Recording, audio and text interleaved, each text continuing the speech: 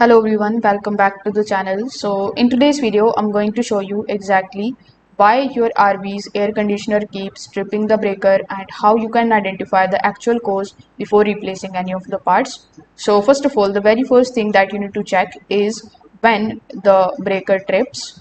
If it trips the moment you turn the AC on, the problem is usually an electrical short or a failed component, but if it trips after the compressor starts, it means the issue is often excessive current draw or a weak power supply.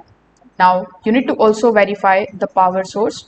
So, if you are plugged into the 15 amp household outlet with an extension code, your RVAC may draw more current than the circuit can safely provide, especially during the compressor startup.